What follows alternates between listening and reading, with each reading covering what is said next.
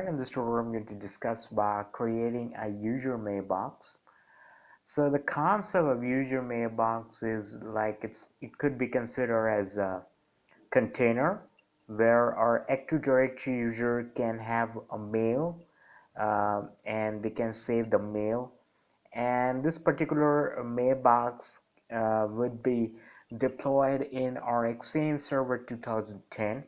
So either a user have an account in our Active Directory or a user is new. This user mailbox can be considered as a container so that whatever mail that user are getting, receiving, can be stored. For example, received mail or documents received or a junk mail, whatever. It can be considered and as a container. It would be deployed in Exchange Server 2010, like the container we create in Active Directory domain services. In ADDS, content consists a group, a contact list, a username, and a user ID, and well, lot many things. So similarly, this Exchange mailbox, the user mailbox, will be considered as a container to uh, save the mails received by a user. In this video we are going to create a user mailbox which and user is not present. So a user is not present in our Active Directory domain services, and we're going to create a mailbox for that. So since a user is not present, then how that user going to be use mailbox? So we're going to do that. Now I'm just opening Exchange Management Console.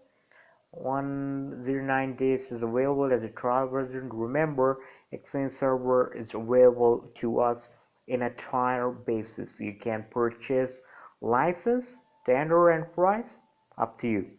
Now we are getting an option called Exchange, Microsoft Exchange on premises, and there is an option called recipient configuration. And when we tab into that, you will find the entire page of recipient configuration, and its entire forest. One is by default create a user mailbox of administrator. We're going to create a new mailbox, and you'll find that there is an option called user mailbox. So you can see the description. This mailbox is owned by a user or send or receive message. This mailbox cannot be used for resource scheduling. It means a user can store the messages of whatever he sent or whatever he received, a container to have all this facility. Lots of other mailboxes there. We will discuss about linked mailbox also, and equipment mailbox, room mailbox, all that are there. But here our better is to consider and configure user mailbox. We go to next. Now user type, either you have new user, means a new user came in an Active Directory, requires a mailbox, then you can have to go with new user. Or if you already have a user who wants to submit a mailbox, then you can go with extending mailbox user. Now I'm going to create a new user and have to add a user information. So yes, specify the organization user rather than using a default one. So since a user is already present in accounts AU, hence we're going to go with that accounts AU. We're going to select a user. You can go with a user also, a Microsoft Exchange Security Group, which is what. So I'm just deploying this mailbox to the accounts AU. The first name we want to give to this user is whatever name you want to give. I'm just using an example.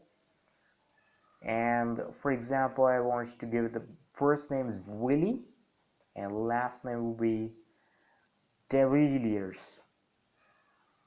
So its full name will be Willie De Villiers.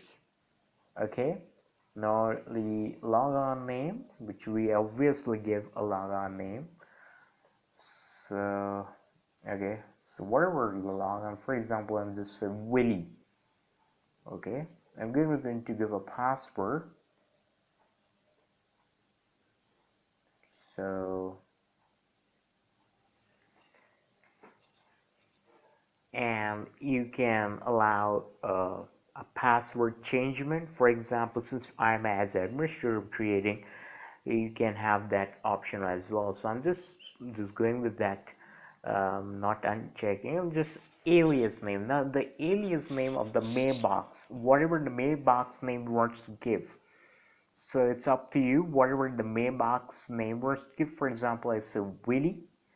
Uh, it's a uh, default thing. You can give whatever name, but you have to give a name.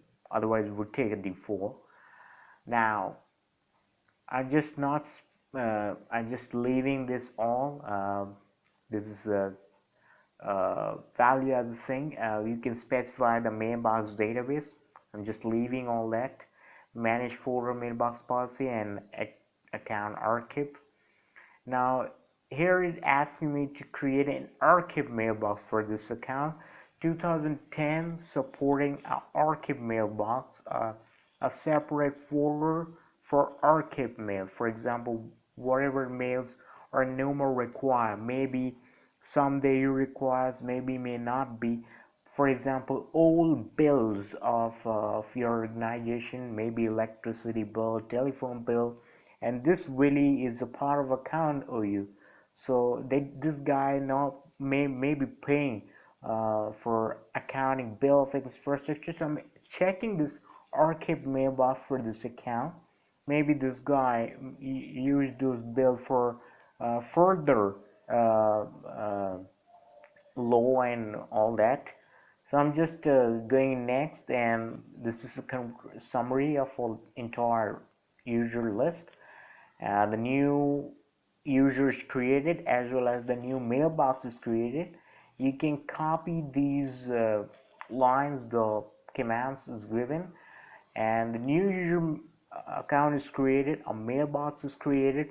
I'm going with finish, and the new mailbox is created. Now available, and once we refresh in the account OU, you will find a new user is created.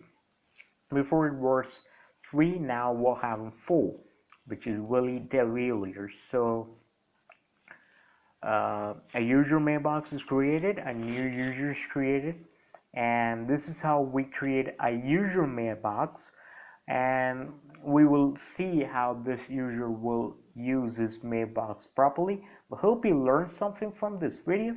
Thanks for watching.